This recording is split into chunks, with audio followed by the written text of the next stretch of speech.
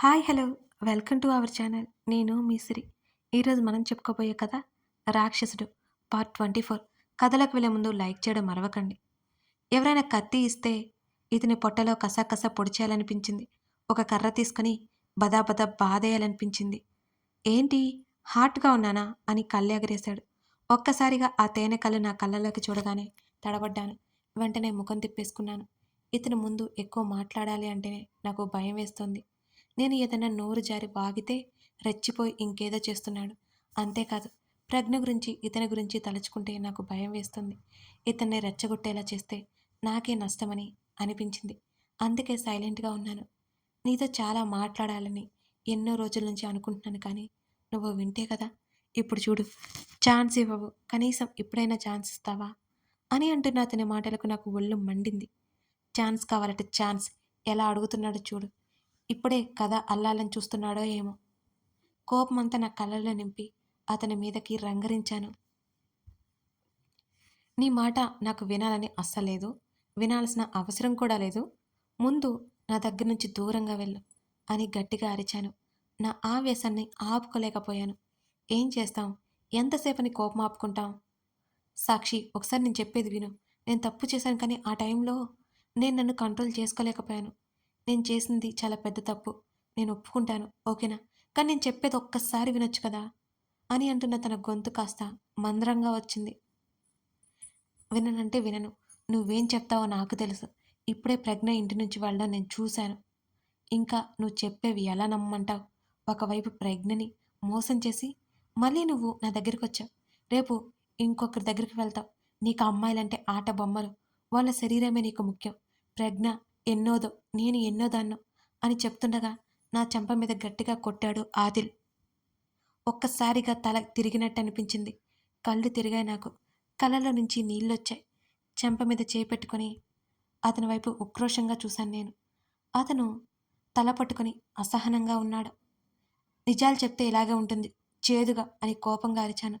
కళ్ళల్లో నుండి మరోవైపు నీళ్లు కారిపోతూనే ఉన్నాయి. సాక్షి, ఎందుకిలా చేస్తున్నావు? నీ మాటలు ఎంత ఘోరంగా ఉన్నాయో తెలుసా? అసలు నన్ను కంట్రోల్ చేసుకోలేకపోతున్నాను. ప్లీజ్ అని అసహనంగా జుట్టులోకి వేళ్ళు పొనిచ్చి తల కిందకి దించేసుకున్నాడు ఆదిల్. నువ్వు చేస్తే తప్పు లేదు, కానీ నేను మాట్లాడితే తప్పు వచ్చింది. నేనే మాత్రం తగ్గకుండా అన్నాను. అతడు గబుక్కున అక్కడి నుంచి లేచి పిచ్చి పిచ్చిగా మాట్లాడుకు సాక్షి. రేపటి రోజు నువ్వే వీటి గురించి బాధపడతావు అని సీరియస్గా నా వైపు చూస్తూ చెప్పి, ఇంకాసేపు నేను ఇక్కడే ఉంటే నీ మాటలకు నిన్నేం చేస్తానో కూడా తెలీదు అని అక్కడి నుంచి లేచి బయటికెళ్ళిపోయాడు. ఆ గది తలుపు విసురుగా వేశాడు. నేను కళ్ళు తుడుచుకుని నొప్పి పెడుతున్న చెంప మీద చేయి పెట్టుకున్నాను. చిన్నప్పటి నుంచి మా అమ్మే కొట్టలేదు. ఇతనెవరు నన్ను కొట్టడానికి? ఆ మాట అనుకోగానే ఇంకా కన్నీళ్ళు వచ్చాయి నాకు. అసలు ఇతను ఎవరు నన్ను కొట్టడానికి? ఇతనికి ఏం హక్కు ఉందని నన్ను కొట్టడానికి? ఎందుకు కొడుతున్నాడు? నాకింకా బాగా ఏడుపు వచ్చింది. పని ఆవిడ వచ్చి భోజనం పెట్టినా నేను తినలేదు. ఆమె ఎంతగానో బ్రతిమాలింది. ఆదిలు వస్తే నన్ను తిడతాడు. తిను సాక్షి, ఆమె అడుగుతున్న నా వల్ల కావడం లేదు. ఏమేంటి అతన్ని పేరు పెట్టి పిలుస్తుంది? మొన్న వచ్చినప్పుడు ఉంది, ఏమ కాదే అనుకున్నాను మనసులో. నాకొద్దు అని చెప్తుంటే మీకు అర్థం కావడం లేదా? నేను గట్టిగా అరవడంతో ఆమె మౌనంగా వెళ్ళిపోయింది అక్కడి నుంచి. ఎక్కువగా పడుకోవడం వల్ల ఇక ఆ రాత్రి నాకు నిద్ర రాలేదు. అతనిచ్చినవి తీసుకోకూడదు అనుకున్నాను, కానీ అతనిచ్చిన బట్టలు నా ఒంటి మీద ఉన్నాయి. అతను పెట్టిన ఫుడ్ నా పొట్టలో ఉంది. ఇంతకంటే దౌర్భాగ్యం ఏముంటుంది నాకు? అసలే సమ్మర్ కావడంతో చిరాకు భరించలేక స్నానానికి వెళ్ళాను. కాసేపు తర్వాత తలుపు కొట్టిన శబ్దం రాగానే ఉలిక్కి పడ్డాను నేను. నేను డోర్ లాక్ చేశాను కదా, అయినా వచ్చేశాడు. భయంగా నీళ్లు గుమ్మరించుకున్నాను ఒంటి మీద. ఉన్నావు కదా అని అడిగాడు. ఆ ఆ అని కంగారుగా అన్నాను. ఎక్కడ డోర్ బద్దలు కొట్టుకుని లోపలికి వచ్చేస్తాడేమోనని భయంతో చచ్చిపోతున్నాను నేను లోపల. స్నానం చేసి కిందకు వచ్చే, డిన్నర్కి నేను కింద ఉంటాను అని ఆదిల్ అనగానే ఊపిరి పీల్చుకొని సరే అని చెప్పాను. ఒకవేళ నేను రాను అని చెప్తే బాత్రూమ్ తలుపు బద్దలు కొట్టైనా వచ్చైనా లాక్కెళ్ళిపోతాడు అతగాడు. నాకు తెలీదా ఏంటి? నేను తలుపు దగ్గర చెవి పెట్టి విన్నాను. అతడు వెళ్తున్నట్టు అతని అడుగుల శబ్దం నాకొచ్చింది. గుండెల మీద చేయి వేసుకొని గబగబా స్నానం చేసి బయటకొచ్చాను. టైం చూశాను. 10 గంటలు దాటిపోయింది. అతడు కిందకి రమ్మన్న విషయం గుర్తుకొచ్చి నేను వెళ్ళలేదు. అక్కడే అలాగే నిర్లక్ష్యంగా ఉన్నాను. ఇంకో అరగంట చూసి పైకొచ్చాడు. వస్తూ వస్తూ ఫుడ్ ట్రే తీసుకొచ్చాడు. కిందకి రమ్మంటే రావేం అని విసుక్కున్నాడు ఆదిల్. ఇప్పుడే కదా స్నానం చేసి వచ్చాను అంటున్న నా మాటకి నా వైపు కళ్ళు చిన్నవి చేసి చూశాడు. అబ్బా! ఈ లైటింగ్‌లో ఆ తేనె కళ్ళు మెరుస్తుంటే ఎంత చిత్రంగా అనిపిస్తుందో అతని ముఖం నాకు. గబుక్కున చూపు తిప్పేసుకున్నాను. నాకు ఫుడ్ ప్లేట్ అందించాడు ఆదిల్. దీంట్లో ఏం కలిపావు అనగానే నా వైపు కొట్టేలా కాదు చంపేలా చూశాడు ఈసారి ఆదిల్. నిన్ను ఎలా నమ్ముతాను? పార్టీలో నుంచి ఇంటికి లాక్కొచ్చి నన్ను ఏదో చేయడానికి ట్రై చేశావు. 10 మందిలో నా మెడలో ఇది వేసి అని నల్లపూసల చైన్ చూపిస్తూ నన్ను అల్లరిపాలు చేశావు. ఎలా నమ్మమంటావు నిన్ను? ఇప్పుడు ఇప్పుడు కూడా ఈ ఫుడ్‌లో ఏదో కలిపి నువ్వు కోరుకున్నది జరగాలనుకుంటున్నావేమో అని నేను మాట్లాడుతుంటే తను అసహనంగా గట్టిగా కళ్ళు మూసుకోవడం నాకు తెలుస్తూనే ఉంది. అయినా నేను ఊరుకోలేదసలు. నా మాటల తూటాలు నేరుగా అతన్ని తాకినట్టే ఉన్నాయి. నన్ను చేసుకున్నందుకు అనుభవించక తప్పదులే నీకు అని మనసులో అనుకున్నాను. అతడు గబగబా నా దగ్గరికి వచ్చి నా ప్లేట్లో అన్నం కలిపి ముద్ద నోట్లో పెట్టుకున్నాడు. తర్వాత తన ప్లేటు అది కలిపి కూడా అలాగే నోట్లో పెట్టుకుని తిను 2 ప్లేట్లు నాకే పడేసి తను బాల్కనీలోకి వెళ్ళిపోయి సిగరెట్ బయటకి తీశాడు. ఆ రోజు ఇతని ఆకలి తీరడానికి అతనికి తినిపించాను. కానీ ఈరోజు అతని మీద నాకు కోపం, అసహ్యం తప్ప ఇంకే భావం లేదు. అతను తింటే ఏంటి, తినకపోతే ఏంటి? ఒక ప్లేటు ఖాళీ చేసి మరో ప్లేట్ అక్కడే పెట్టేసి హ్యాండ్ వాష్ చేసుకున్నాను.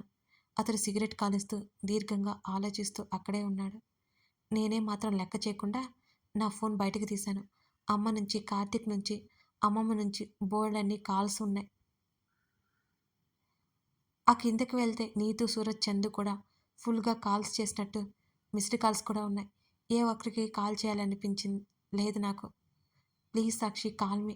కార్తీక్ నుండి మెసేజ్ ఉంది. కార్తీక్ ముఖం కళ్ళ ముందు కనిపించింది. క్షణకాలం బాధగా మారిపోయింది నా మనసు. అంతలోనే నాకు బాగా కోపం వచ్చింది కార్తీక్ మీద. ఫ్రెండ్ కోసం పెళ్లి చేసుకున్న అమ్మాయిని వదిలేస్తాడా? నేను కార్తీక్‌కి కాల్ చేయకూడదు అని గట్టిగా డిసైడ్ అయిపోయాను. సిగరెట్ నలిపి అవతల పడేసి గదిలోకి వచ్చాడు ఆదిల్. ఆ భోజనం ప్లేట్ అక్కడి నుంచి తీసుకెళ్ళిపోయాడు.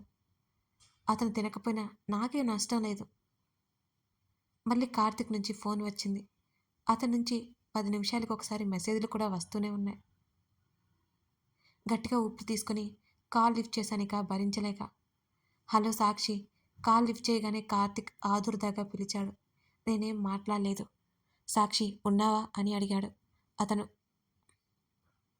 ఇంకా బ్రతికే ఉన్నాను. ఏంటో చెప్పు అని విసుగ్గా అన్నాను. సాక్షి ప్లీజ్ అలా మాట్లాడుకో అని దిగులు నిండిన స్వరంతో అన్నాడు కార్తీక్. అంతకంటే బాగా మాట్లాడడం నాకు చేత కాదు కార్తీక్. ముఖ్యంగా నీలా మాట్లాడడం అస్సలే రాదు నాకు. ఆ రోజు కాఫీ షాప్లో ఏం చెప్పావో గుర్తుందా? నువ్వే ప్రపోజల్ తీసుకొచ్చావు. కానీ ఈరోజు ఇక ఏడుపొస్తుంటే ఏడ్చేశాను. ఇతని దగ్గర నన్ను వదిలేసిపోయావు. ఒక మంచి ఫ్రెండ్ కాలేదు నువ్వు. ఒక మంచి హస్బెండ్ కూడా నువ్వెప్పటికీ కాలేవు అని కళ్ళు తుడుచుకుంటూ అన్నాను. సాక్షి ఇంకా నువ్వు ఆదితో మాట్లాడలేదా అని కార్తీక్ ఆశ్చర్యంగా అడుగుతుంటే ప్లీజ్ కార్తీక్ దయచేసి అతనితో ఉండమని నన్ను కన్విన్స్ చేయకు నువ్వు. ప్లీజ్ నన్ను ఇక్కడి నుంచి తీసుకెళ్ళిపోవచ్చు కదా. తెలియకుండానే ఏడ్చేశాను. అక్కడి నుంచి వెళ్ళిపోవడమే నాకు కావాలి అనిపించింది ఆ క్షణం. అందుకే కార్తీక్ని మరోసారి అడిగాను. నేను మాట్లాడుతుండగానే తలుపు దగ్గర ఆదిల్ కనిపించాడు నాకు. అతని తేనె కళ్ళు సూటిగా నన్నే చూస్తున్నాయి. నేను కళ్ళు తుడుచుకుని బలంగా ఊపిరి పీల్చుకున్నాను. సాక్షి రేపొకసారి నేనొస్తాను. వచ్చాక మాట్లాడతాను అని సర్ది చెప్పాడు కార్తీక్. నువ్వు నన్ను ఇక్కడి నుంచి తీసుకెళ్తావని నమ్ముతున్నాను కార్తీక్. అదే ఆశతో ఎదురు చూస్తుంటాను అంటూ ఆదిల్ వైపు కోపంగా చూస్తూ కాల్ కట్ చేశాను నేను. కార్తీక్ పిలుస్తున్నా నేను వినిపించుకోలేదు. కాసేపు గదిలో అటు ఇటు తిరిగి నా ముందుకు వచ్చి కూర్చున్నాడు ఆదిల్. నేను ఒకే ఒక క్వశ్చన్ అడుగుతాను. సరిగ్గా సమాధానం చెప్పు. మనం కలిసుందామా? విడిపోదామా? అప్పుడు డిసైడ్ చేసుకుందాం అతను నన్నే సూటిగా చూస్తూ అడిగాడు. నువ్వు ఏం చేసినా నీతో కలిసి ఉండడం మాత్రం జరగదులే. ఏంటో చెప్పు అన్నాను నేను నిర్లక్ష్యంగా. నీకు కార్తీక్ అంటే ఇష్టమా? అతడి స్వరం చాలా లోతుగా వచ్చింది. అతని ప్రశ్నకు ఆశ్చర్యపోయాను. ఏం చెప్పాలో అర్థం కాలేదు కాసేపు వరకు. అవును ఇష్టమే. అందుకే కదా పెళ్లి చేసుకోవాలనుకుంటున్నాను. కార్తీక్‌ని ప్రేమించాను. కార్తీక్‌కి కూడా నేనంటే చాలా చాలా ఇష్టం. మేమిద్దరం ఒకరికొకరు ఇష్టపడకుండా ఎందుకు పెళ్లి చేసుకుంటాం? అలా అనుకుంటాం అని గట్టిగా అరిచి ఆఫీస్‌లో అన్ని రోజులున్నాను. నీకా మాత్రం అర్థం కాలేదా? కార్తీక్‌కి నా మీద ఉన్న ఇష్టం, ఇంట్రెస్ట్ నీకు తెలియట్లేదా? ఛీ! ఫ్రెండ్ ప్రేమించిన అమ్మాయిని ఎలా పెళ్లి చేసుకున్నావు? అని గట్టిగా అరిచేశాను ఆదిల్ మీద. తను గట్టిగా కళ్ళు మూసుకొని ముఖం పక్కకు పెట్టుకున్నాడు. నా మాటలు విన్న తర్వాత అబద్ధం చెప్పొద్దు. కార్తీక్ నీ మీద ఇష్టం ఉండుండొచ్చు. కానీ నీకు లేదు అని గబుక్కున నా వైపుకు తిరిగి కళ్ళు తెరిచాడు ఆదిల్. తను చూసిన చూపుకి ఒక్కసారిగా ఉలిక్కిపడ్డాను నేను. ఎవరన్నారు? ఆ! అబద్ధమని ఎవరన్నారు? కార్తీక్ అంటే నాకిష్టం లేకుండా పెళ్లి వరకు ఎందుకు వెళ్తాను? అని అంతే గట్టిగా అరిచాను నేను. Okay fine. నీకిక్కడ ఉండడం ఇష్టం లేదా అంతే కదా? అంతేకాని కార్తీక్ మీద ప్రేమ ఉందని అబద్ధం చెప్పకు. అతడు చెప్తుండగానే అతడి దవడ కండరాలు బిగుసుకుపోతున్నా అవి నాకు కనిపిస్తూనే ఉన్నాయి. నేను మా మమ్మీకి కూడా కాల్ చేయకుండా కార్తీక్‌కి ఎందుకు కాల్ చేస్తున్నానో నీకా మాత్రం అర్థం కాలేదా? I love Karthik. తనకు కూడా నేనంటే అంతే ఇష్టం. ఇక నీకు ఎలా చెప్పాలో నాకు అర్థం కావడం లేదు. పాపం కార్తీక్ నీ మూలంగా నన్ను వదిలేసుకుని చాలా బాధపడుతున్నాడు అని గట్టిగా చెప్పాను. అతను నా దగ్గర నుంచి లేచి వెంటనే వెళ్ళిపోయాడు. అతను నా మాటలన్నీ నమ్మేసి ఉంటాడు. అతడింకా ఇంటికి రాలేదో, లేకపోతే ఇంట్లో ఉండి కూడా రూమ్‌లోకి రాలేదో నాకైతే తెలీదు. ఆ రోజు ఆలోచనల మధ్యలే గడిచిపోయింది నాకు. మరుసటి రోజు అమ్మీ దగ్గరికి వెళ్ళాలి అని అన్నాడు ఆదిల్. వెళ్ళు, నిన్నెవరాపారు? అన్నాను నేను. అతని మాటలు పట్టనట్టు. అమ్మీ దగ్గరికి నువ్వు కూడా రావాలి అని నన్నే సూటిగా చూస్తూ అడిగాడు. నేనెందుకు రావాలి? అంతే పొగరుగా అడిగాను నేను. నా మీద అథారిటీ చూపించాలని చూస్తే నాకు మండిపోతుంది. ప్లీజ్ సీన్ చెక్కు. కింద డాడున్నారు. ఒకసారి కిందకి రా అని అన్నాడు ఆదిల్. నేను తనతో పాటు కిందకెళ్ళానిక. కుర్చీలో కూర్చొని ఒక ఆయన కనిపించారు నాకు. ఆయన చూస్తే అచ్చం ఆదిల్‌కి అన్నయ్యలాగే ఉన్నారు. నిజంగా ఆయన ఆదిల్ ఫాదర్ అంటే నమ్మలేకపోయాను నేను. డాడ్ తనే సాక్షి అంటూ పరిచయం చేశాడు ఆదిల్. నమస్కారం పెట్టాను. నా తల నిమిరి మేడ్ ఫర్ ఈచ్ అదర్ అంటూ మా ఇద్దరిని పక్కపక్కన నిలబెట్టారు ఆయన. ముళ్ళ కంప మీద ఉన్నట్టుంది నాకు అతని పక్కన నిలబడి ఉంటే. మీ అమ్మి టేస్ట్ చాలా బావుంది ఆది. మంచి అమ్మాయిని సెలెక్ట్ చేసింది అన్నారు ఆదిల్ వాళ్ళ డాడీ. ఓహో! వాళ్ళ డాడీకి వాళ్ళ అమ్మగారి మీద చెప్పేశాడన్నమాట. ఆవిడ ఎప్పుడు బెడ్ మీద ఉంటే ఆవిడ నన్నెలా సెలెక్ట్ చేస్తుంది? ఆవిడ సెలెక్ట్ చేసినట్టు కహాని అల్లేసి ఉంటాడితను. ఆయన ఏదో మాట్లాడుతున్నాడు. ఆదిల్ మాత్రమే సమాధానం చెప్తున్నాడు. నేను ఎలాగో చెప్పను కదా! నాకొక గిఫ్ట్ బాక్స్ ఇచ్చాడాయన. నేను తిరస్కరించబోతుంటే ఆదిల్ నా చేతిని గట్టిగా పట్టుకున్నాడు. కళ్ళతోనే తీసుకో అన్నట్టు సైగ చేశాడు. వాళ్ళ నాన్నగారి ముఖంలో సంతోషం చెరపడం ఇష్టం లేక తప్పక ఆ బాక్స్ తీసుకున్నాను నేను.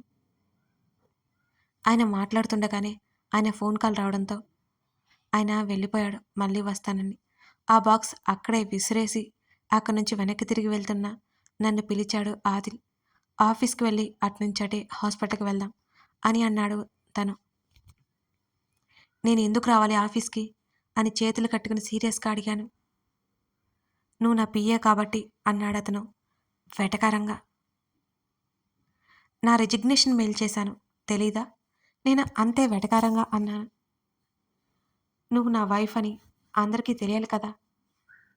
ఏం అక్కర్లేదు. ఎవరికీ తెలియాల్సిన అవసరం ఏమాత్రం లేదు అన్నాను సీరియస్‌గా. ఆల్రెడీ న్యూస్ షేర్ అయిపోయింది అంటున్న అతని మాటలకి ఉలిక్కిపడ్డాను. కథ కొనసాగుతోంది. కథ నచ్చితే లైక్ చేసి కామెంట్ చేయండి. అంతే కదండోయ్! మన ఛానల్‌లో ప్రియనేస్తం అనే కొత్త సిరీస్ రన్ అవుతుందండి. ఇంతకు మీరు గమనించారా? చూస్తే మిస్ అవ్వకుండా చూడండి. చాలా చాలా బావుంది. బావుంటుందండోయ్! ఇష్టమైన సకుడా నేను రాసుకుని పోస్ట్ చేసే వరకు ప్రియనేస్తం మిమ్మల్ని ఎంటర్‌టైన్ చేస్తుంది. Thank you for watching this video.